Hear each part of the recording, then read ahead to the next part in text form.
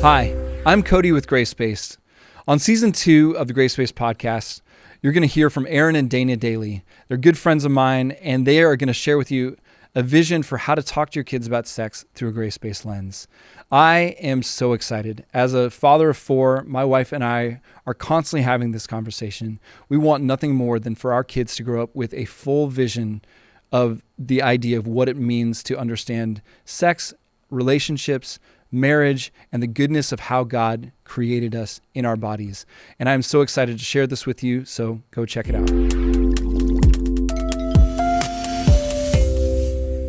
Hello, everybody. This is our first episode of this podcast.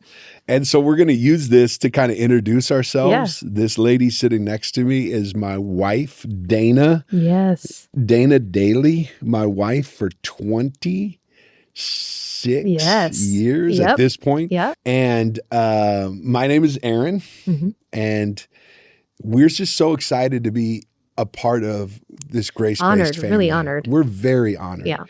And this journey for us is long. Mm-hmm. It's been going on all of life. Yeah. And we're still in it. We're not done. We're not done yet. But there's a passion that both of us have. Yep. For helping parents talk about sex. Yeah. To their kids. All the hard conversations. And it's kind of a weird passion to have. Yeah. It's true. It's true. It's kind of a weird passion to have, but I think it's important. If there's anything in all of our lives that we've had people talk to us about for years, partially because you've taught this since your early 20s. I don't want to say how old you are now. Well, no, young in your early 20s, you're teaching this. Mm-hmm. You've been affected by it all of your life, and the same with me. Yeah. Affected by it in different ways. We'll go through that today, but also just early on got opportunities to help parents talk about this, and then to meet Gracebased and to have this opportunity to create a resource that we got to pilot years ago. We made our first, what we called at the time, Gospel Sex Talk, to help parents and churches talk about this. This is a dream. And so over the next episodes of this podcast, we're going to be kind of having conversations that will draw, hopefully you, the parent, in to lean in a little bit, to hear our story, and to jump into this conversation, because I feel like a lot of parents are struggling with how in the world, how do I talk to my kid? It's a hard conversation. It's difficult. It's a hard conversation. For a lot of reasons. Yes. And so we hope you listen to the rest of the episodes. We also want to encourage that there's other resources that we're putting out, video series, PDFs, all kinds of things. And the hope is to invite the parent, to just come sit down with us. Yeah. Hopefully you kind of see us sitting in these chairs and you just picture yourself sitting down with us, just talking about something. So this episode will get a little bit vulnerable, because before you start with this conversation, you kind of have to start with God. And I know that's a funny place to start, but I think we missed that on the first resource we created. Years ago, we jumped right in to the story. Why do you think now, Dana, it's so important for both of us to go, when we sat down with the team here at Gracebased, we're like, you have to start with God. Why is that the best place to start? I think anything, it's foundational. Yeah. I'm not any more in our lives. And I think because of what we've gone through and what we've lived through, it's that understanding that there's nothing else to start from. Yeah. There's nowhere else to start. Because if you're starting from anywhere else, you're starting behind. Let's start at the beginning and have our security, our stability, our everything rested in who He is, and build out of that. That's right. And most of the parents that we talked to, I think we skipped over how much ministry they needed. True. More than how much ministry their kids needed. That's true. Meaning most of the parents are asking, how do I have this talk? But they don't realize how much they have been so shaped by their own fears, their own anxieties and struggles. So this first episode is really Dana and I just saying to you, take a minute to let God minister to you so that you can hear how important it is that you be healed, that you be restored, that you know that you have a good parent, that the whole aim of grace-based parenting is this idea of you have a good parent in God who is parenting you so you parent your kids the way God has parented you.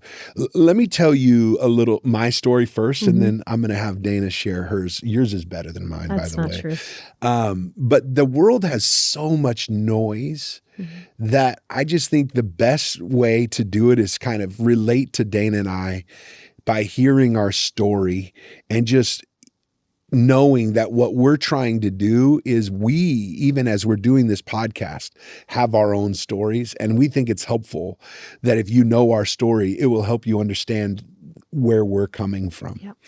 I am and was a rule follower. I grew up in church, born into an incredible family, but they were all in ministry, generations of pastors. And my parents have done incredible things in the nations, really, and I'm thankful for it. But me growing up in church played into something in my own heart. It played into my rule following ways. And the church can sometimes be great for rule followers because you can great in a bad way is what I mean. It's like you can live up to the rules. You can take the challenge of trying to obey God's word and go, I can do it. And even if you don't do it perfectly, because you never think you do it perfectly, you're doing it better than everybody else. Yeah. And you become a leader and you get competitive in a way where instead of you seeing this loving relationship with God, you're a performer. And that's what happened to me. I started singing and preaching when I was early teens, actually singing when I was in elementary. I remember standing with my brothers and just singing Not and just leading singing, worship. Harmonizing and, and people loving it and the church, oh, you're anointed and you got so many gifts and all those kind of things and being affirmed in my gifts, which was great. But then when I started having struggles, I grew up in a time where my parents were giving out, here's the stuff that you need to be doing to stay pure and to not fall into sexual issues, pornography and addictions and all that kind of stuff. And the way I heard it or the way they said it or whatever, it doesn't matter. I just heard it as this thing where I need to try harder. I need to be better. And if I struggle with any sort of thing sexually, I would just hide it and put on a performance and pretend because I wanted to be the good kid, the peacemaker, the good kid, all those kinds of things. When the whole time underneath all of that, I'm having real struggles, but the environment of my heart and the environment of the way I wanted to perform, I couldn't let that kind of stuff out.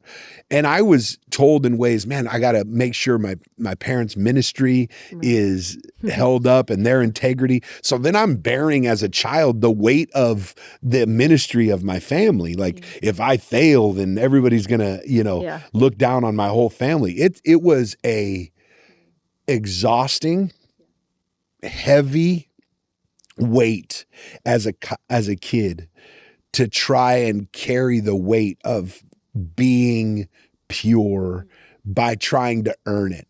Now, I tried to live up to the challenge and I did all the things that I could do, and I would hide and I would pretend and I would perform because it kind of fit that, but it didn't turn me into a lover of Jesus. It really turned me into I think, a self-righteous, prideful, successful type Christian who everybody thought, man, Aaron's going to do great things for the Lord. Well, then I go off to college and I meet you. Right. And our lives could not have been. It all goes downhill. Our lives could not have been any different. Yeah. And so I know it's a vulnerable thing to share that. Yeah. But would you be willing to share with us your story? Yeah. I'll start. When we met in college, we met in Bible college, which is not where I intended to go to college. Right. I had planned on going to state college, and I got denied, which was wild for me. And there was no other plan. It was just, I was going to go to the state college, the end. And so when I didn't get accepted, I was just sad and depressed and struggling with what I'm going to do with my life. And then I ended up at our Bible college, which ended up being the best choice. That was the right choice. In the first couple weeks that you're at the school that we attended, you had to take these classes. And one of the classes, the speaker talked about sexual abuse and sexual sin. And I sat through it and listened, and he got to the end and he said, if you want to come up for prayer, if you've been, sexually abused in any way, any of the sexual sin we talked about, come up for prayer. Let's start there. And I remember he had said, if you even think maybe you've been abused, you don't know for sure, but you think maybe. And up to that point, I had never admitted out loud that I had this memory of being abused when I was 3. And I had decided, and it's one of those things like, I don't know if there was a day that I didn't think about it in my life. It was just always kind of there. And so I went up to the 2 cutest old ladies you've ever seen. And I went up with the intent that they were going to tell me, yeah, I've seen this show. Because I thought I put myself in a TV show. And I've seen this show, or something to tell me how wrong I was. So I went up, and mind you, this is the first time I've ever said it out loud. And these sweet ladies said, can you tell us about what the memory is? What's the scene?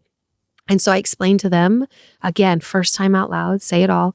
And I get done, and one of the ladies put her hand on my arm and said, hey, sweetie, this isn't a dream, and this wasn't a TV show. This happened to you. And I remember just feeling like everything went hot. Like I felt, I didn't want it to be true. I wanted it to be me being stupid or silly or made something up. And then I immediately started walking back to my apartment, and I got about halfway there and my legs gave out and I couldn't breathe. And I just, the reality set in that this is real. That started a really long cycle of me starting to realize and deal with the memories of not just that one event, but that being the first of many events that continued on actually till we were in college. Things were still happening. And it wasn't by the same person. It was by different people throughout my whole life.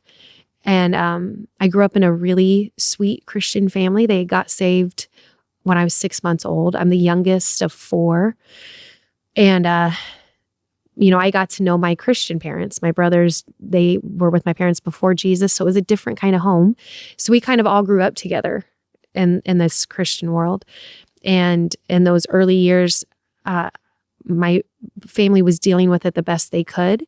And as young Christians, and not really having a solid church community. They didn't have a community they felt like they could run to get answers.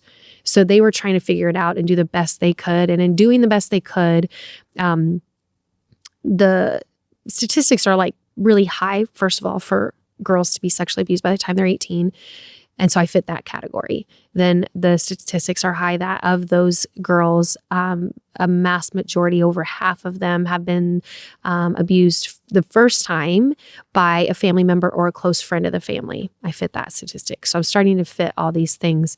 And my parents trying to help the best way they could, their response, and I can understand the helpfulness of it, but I can see where the enemy twisted it and used it.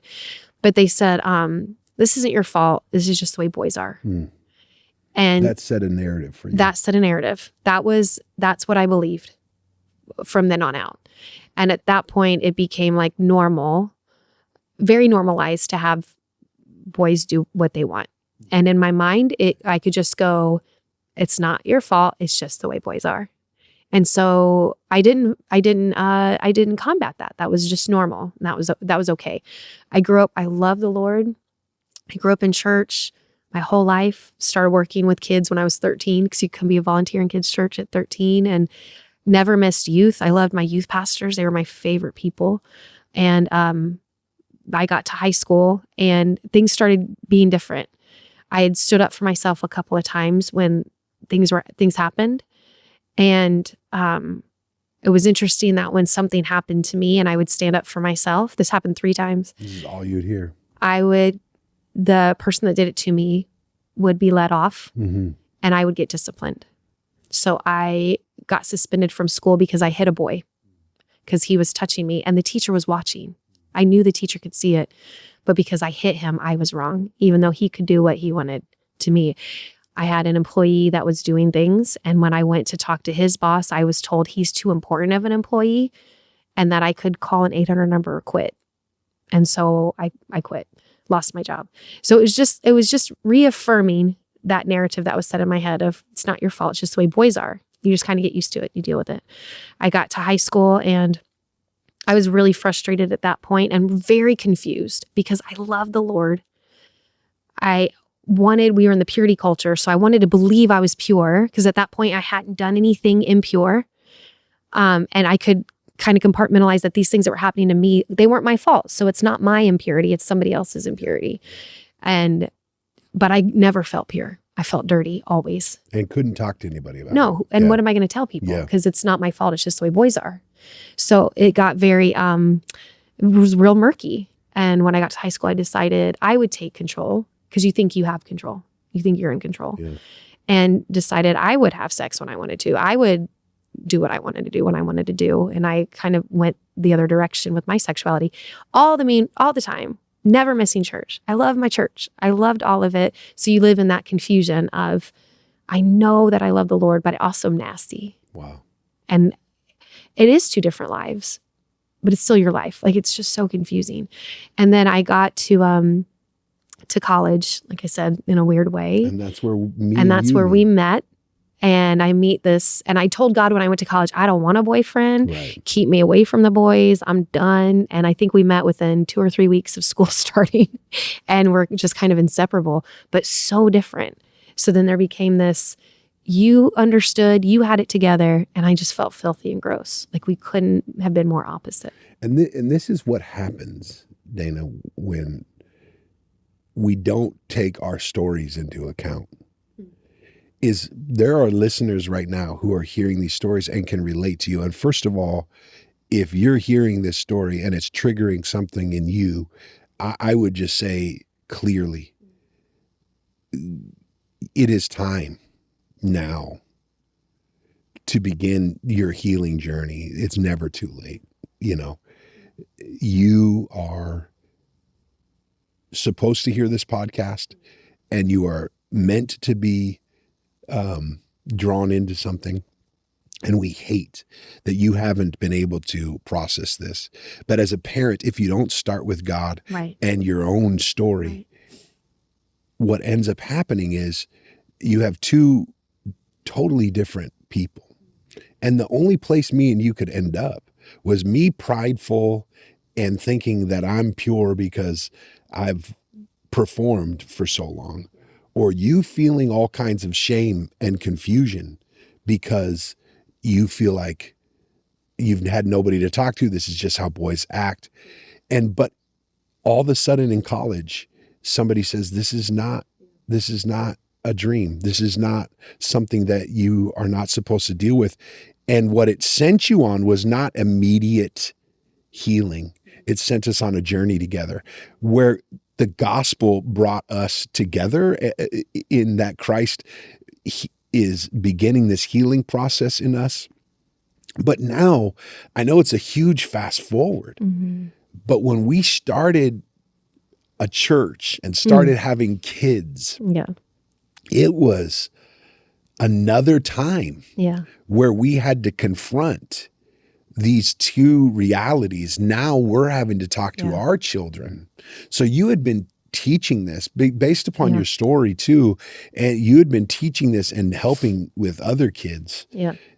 And that was a cool thing. Yeah, I became really passionate about it. Really passionate because you wanted to see people be healed from this and free. But when we started having kids, it became even more personal because there was a lot of fear in me and a lot of fear in you for different reasons that started arising for us as we started having to talk to our kids about this. Yeah. What were some of the fears that came up in you as we started having kids and we needed to talk to them about sex? I had this weird thing where it felt like we had 2 boys first. We have 5 kids. Our first 2 are boys, and then the next 2 are girls. And now we have a grandbaby and an amazing daughter-in-law. Yes. And then adopted kids. We have 1 million kids. But it was weird that I could kind of again compartmentalize in my head that you would raise the boys to be like you. So they'd be good boys. They weren't going to hurt girls. That wasn't even a thought for some reason. But when it came to our daughter and we had our daughter, I was overcome with fear. There's a lot of triggers. Which, I mean, triggers always, but that somebody would hurt my baby. And how am I going to protect her from the world? You go into this extreme protective mode of how am I going to protect her from ever getting harmed? And I can remember in that season having like a mental breakdown, I think, of like, what are we going to do?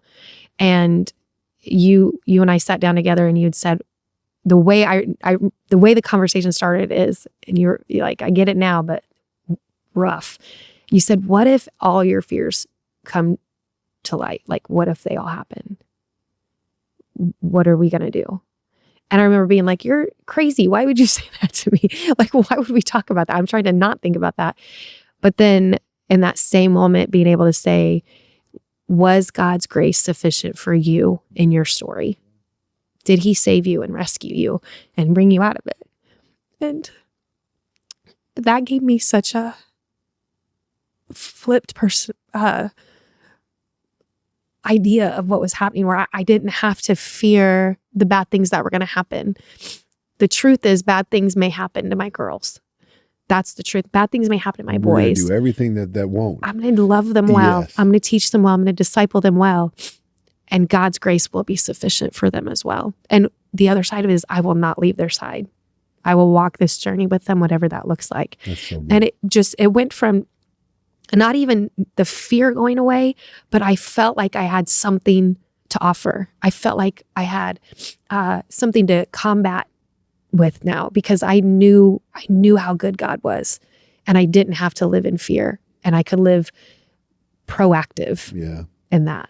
And mine was different in that fears that came up in me was I did not want my kids to have to put on a performance. But I also wanted to lead them well. And so I'm like, man, how do I protect them? How do I help them? How do I make them to understand all of this stuff? How do I not be like rule-based and harsh? And it was heavy on my heart, because I didn't want to create kids who just did all the right things and put on the show and kind of had that thing. And I would constantly bring up to you, like, am I doing this right? And, I went into parent performance mode. Am I doing everything right? Can I get these things done? And it's a heavy way to parent when you don't recognize first that kids really do bring up our fears and insecurities.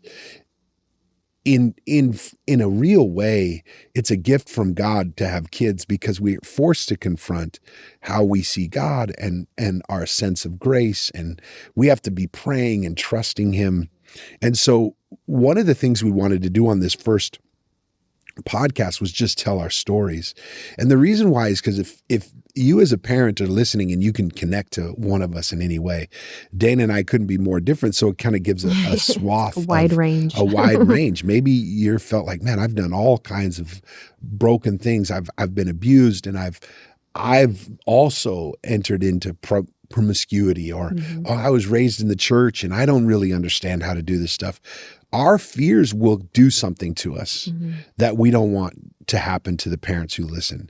They'll make us think we've got to make kids be like us or not be like us. And we'll try to have these conversations to say, well, I don't want my kids to be like me, or I want my kids to be like me. And it just puts this undue pressure on us, where if we could pause and say, the first thing we need to do before we ever talk to our kids about sex is run to our Father or run to our parent in God and lay down before him all of our fears and anxieties, and thank him that we get to, but help him deal with us. Will you parent us? Because we're really afraid and we're bringing our fears there. And then run to our other parents and communities and say, man, I'm really struggling with this. Can I get help? Because inside of this, we really do need community. But more than that, we really need the message of grace to change our hearts, that we would know. So what I needed to know from Grace was, Aaron, you're not as big of a deal as you think you are. And that sounds harsh, but it's freedom. Wow. It's freedom. Yeah. I needed God to speak to me and say, Aaron, you are loved. No matter how much of a performance you think you can put on, you are seen and accepted, and you are beyond what you do. You are my beloved child. And I have seen your areas of brokenness, and I know where you're at, and I can meet you in that place and trust me and be broken in front of me. And I felt that invitation to him that changed my life. And what else it did is I kind of got okay with being on a journey and walking with God rather than always having to perform. Like, I can truly learn that now because he's done that for me. The message of grace has become so impactful to me that I can go, well, now I can parent my kids the same way. They don't have to perform to me. They don't have to live up to my standards or my rules. They're loved, they're seen, and then we're on a journey together. But for you, the message of grace did something even different. Yeah. It didn't say you're not as big of a deal. It spoke something. No, it's the opposite of you are loved and you are cared for. Yes. And you are seen and you're valuable and you have a purpose. And all the things that had always been hard for me to believe or even consider. Even if I knew it by word, to believe it was just not an option. But then to believe it, and not that doesn't waver, not that there isn't still struggles of going, I'm the worst, and hearing the Lord almost immediately go, no, you're not, you're mine. That's right. You can't be the worst if you're mine. And to hear that regularly, and I need to keep hearing that. And same thing, it's still a long journey. We're 26 years into marriage, and yet I wouldn't even say, I honestly don't ever want to say that I'm healed. Because I know that the minute I think I'm healed and I have it together, I don't feel God's hands on me anymore. But if I'm broken, I'm healing. If I'm broken, then he's constantly working on me. And I just want him to keep working on me. That's a beautiful thing, because what it allows for us to do is go, God is healing us and always healing us. Yeah. And we've been so broken and damaged. And I'm so grateful that we've got to do parenting together, because we bring something totally different to the table with our kids. You've been an incredible mother, and the realities of how your areas of brokenness, as much as I hate that they've ever happened, have allowed for us to have sweet testimonies together, to minister to so many and to help so many. But more than that we've been so met and so helped, that God has poured so graciously into us. So the point of this podcast is to share our stories a little bit. The next ones, we're going to unpack some real big picture stuff and some practical things. But our hope is that you would pause before you just jump straight into, like, what do I do? What do I do? I need to talk to my kid about sex. Stop the sense that I got to get this thing right. Yeah. And receive the gift of grace. You don't have to reach out and get the best tool out there. Yeah. I mean, we're trying to create good tools for you, but more than anything, let your heart be transformed by the message of grace. And if you need ministry, that's great. You need it. You need, as a parent, to say, man, I didn't realize how much of my parenting was affected by my story and my view of God. And if today helps you just a little bit, then we feel like we've done a good job. But you don't have to be perfect and completely fixed to be able to parent your kids. That's right. You can parent them as you're being healed, as you're walking through what you're 2 steps ahead, and be able to just pour life into your kids. And what your home will become is not a perfect place, but a place of grace. Yeah. And a place where people's stories are known, that God is powerful and at work, and that becomes the aim for what we want to create for our kids. And what it did for both of us is it just took the pressure off. Yeah. Man, you're not broken enough, Dana, for God to be able to do his work of restoration. There's no way that you could be so broken he couldn't fix. And Aaron, you are not as great as you think you are, that you don't need me and my grace, that you can't depend upon yourself. It just takes the weight off of putting all the pressure off yourself, and it takes the weight off of thinking I'm so damaged that God can't, that God's work of grace is the message that we're really wanting people to hear. And yes, we're going to give you as much help as we can, but if there's the first thing we could do to help you with is take some time to really unpack your own stories so that when you go with your kids, you're not preaching yourself, but you're talking about the good news of Jesus. Amen? Amen. Hi, this is Diane from Milwaukee, Wisconsin. Gracebased makes free resources for parents thanks to the generosity of listeners like you. To join in the work of transforming generations of families, go to gracebased.com/join.